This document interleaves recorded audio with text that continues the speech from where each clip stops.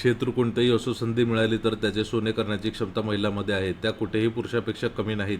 याचा अनुभव मी वेळोवेळी घेतला आहे. म्हणूनच राज्यकारभार असो किंवा प्रशासन, साहित्य, कला, संस्कृती आणि लष्करातही महिलांची कामगिरी देशाला अभिमान वाटावी अशीच आहे, असे मत खासदार शरद पवार यांनी बुधवारी दिनांक 8 रोजी पुण्यात व्यक्त केली.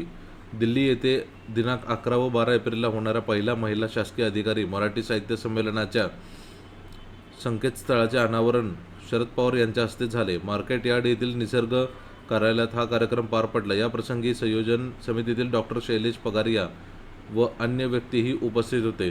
पवार म्हणाले की महाराणी ताराराणी या छत्रपती शिवाजी महाराज यांच्या नंतरच्या उत्तम महिला प्रशासक म्हणून ख्यातनाम आहेत. त्यांच्या 351व्या जयंती वर्षानिमित्त सरहद संस्थेच्या पुढाकाराने होणारे हे शासकीय तसेच प्रशासकीय महिलांचे साहित्य संमेलन पुढच्या पिढ्यांना प्रेरणादायी ठरेल, याबद्दल माझ्या मनात शंका नाही. महाराणी ताराराणी यांच्या नावाने होणाऱ्या या संमेलनात त्यांच्या प्रशासकीय कौशल्याची आणि प्रतिकूल परिस्थितीत राज्यकारभार सांभाळण्याची हातोटी यांची आठवण होईल. ही महाराष्ट्रासाठी अभिमानास्पद बाब ठरणार आहे. आता संसदेतही महिलांना आरक्षण देण्याचे बिल येणार आहे.